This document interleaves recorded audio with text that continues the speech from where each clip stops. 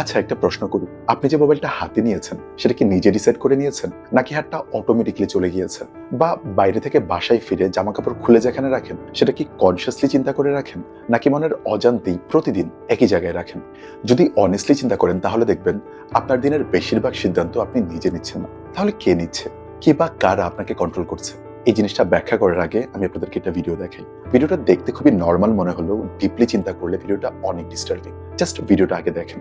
মেয়েটা ঘোড়ার কাছে গেল, হাত দিয়ে ঘোড়ার মুখে লাগাম পরানোর ভান করলো, কিন্তু আসলে কিছুই পরালো না।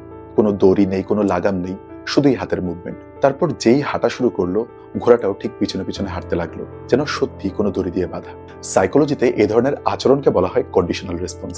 যেই কনসেপ্টটা প্রথম ইন্ট্রোডিউস করেন বিখ্যাত সাইকোলজিস্ট ইভান প্যাভলো একটা কুকুরের এক্সপেরিমেন্ট দিয়ে। তিনি দেখান ব্রেন সবসময় রিয়েলিটির উপর না, বরং শেখা সিগন্যালের উপরও সেম ভাবে রিয়েক্ট করে। এবার প্রশ্নটা একটু নিজের দিকে ঘোরাই। আমরাও কি কখনো কখনো এই ঘোড়ার মতোই আচরণ করি না? আর ডিস্টার্বিং বিষয় হলো আমরা ঘোড়ার চাইতে এই ধরনের কন্ডিশনাল রেসপন্স অনেক বেশি করি। জাস্ট থিঙ্ক, ছোটবেলায় একবার কুকুর ধাও করেছিল, আর বড় হওয়ার পর এখনো যে কোনো কুকুর দেখলে সেম লেভেলের ভয় লাগে। বাট কেন? অফিসে অপিনিয়ন দিতে ইচ্ছা করলেও চুপ থাকেন, কারণ ছোটবেলায় একবার কথা বলতে গিয়ে কেউ আপনার উপর হেসেছিল, আর সেই হাসিটা আজও আপনাকে থামিয়ে রাখছে। নিউরোসেন্স বলে ব্রেন যেটাকে রিয়েল মনে করে সেটাতেই রিয়েক্ট করে, যেটাকে রিয়েলিটি ভাবছে সেটা আসলেই বাস্তব কিনা সেটা বেশিরভাগ সময় চেক করার দরকারও মনে করে না। আমাদের জীবনেও এমন অনেক অদৃশ্য লাগাম আছে যেগুলো আমাদেরকে কন্ট্রোল করছে। যেমন কোনো কিছু নিয়ে ভয়, অ্যাপ্রুভাল, আমার এমন হওয়া লাগবে বা আমার লাইফটা এমন হওয়া উচিত, এই ধরনের পুরনো বিশ্বাস। এগুলোর কোনোটাই অ্যাকচুয়াল লাগাম না, বাট স্টিল এগুলো আমাদের আচরণকে কন্ট্রোল করে। আর একটা সময় পর আমরা এই কন্ট্রোল হওয়ার বিষয়টাকে প্রশ্ন করি না। আমাদের কাছে জাস্ট এই রেসপন্সগুলোকে নর্মাল মনে হয়। এই ভয়, এক্সপেকটেশন বা বিশ্বাস ছাড়াও অনেক ছোট ছোট আচরণের ক্ষেত্রেও এমন অনেক কন্ডিশনাল রেসপন্স ডেভেলপ হয় আমাদের প্রতিদিনের অভ্যাসের সাথে। যেমন ভিডিওর শুরুতেই বলছিলাম যে নিজের অজান্তেই মোবাইল হাতে নিয়ে নেওয়ার কথা।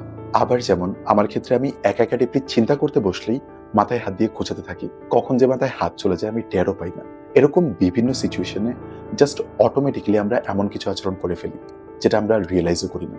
আপনি যদি আপনার নিজের মাইন্ডকে কন্ট্রোল করতে না পারেন, দেন অন্য কেউ বা অন্য কিছু আপনার মাইন্ডকে কন্ট্রোল করা শুরু করবে, এবং আপনি বুঝবেন না যে আপনাকে কেউ কন্ট্রোল করছে।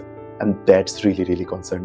এই কন্ডিশনাল রেসপন্সের যেমন খারাপ দিক আছে, আবার অনেক ভালো দিকও আছে। এই কন্ডিশনিংকে ইউজ করে আমরা আমাদের প্রোডাক্টিভিটিও অনেক বাড়াতে পারি। আপনারা চাইলে সেটার উপর আলাদা ভিডিও বানানো যায়। তো আমরা যেই ঘোড়ার ভিডিওটা দেখেছিলাম, সেই ঘোড়াটা কিন্তু একদমই স্টুপিড না, তাকে এভাবেই ট্রেন করা হয়েছে। আর যখন কেউ অন্য কিছু নিয়ে না জানে, তাকে বারবার একই জিনিস ট্রেনিং করালে তার কাছে ওই জিনিসটাই একমাত্র রিয়েলিটি মনে হয়। কিন্তু আপনার তো এবিলিটি আছে রিয়েলিটিকে জানার, এই প্যাটার্ন ব্রেক করার, তারপরও আপনি কেন করছেন না? কমেন্টে জানাতে পারেন আপনার কি মনে হয় আপনাকে কোন অদৃশ্য লাগামগুলো নিয়ন্ত্রণ করছে।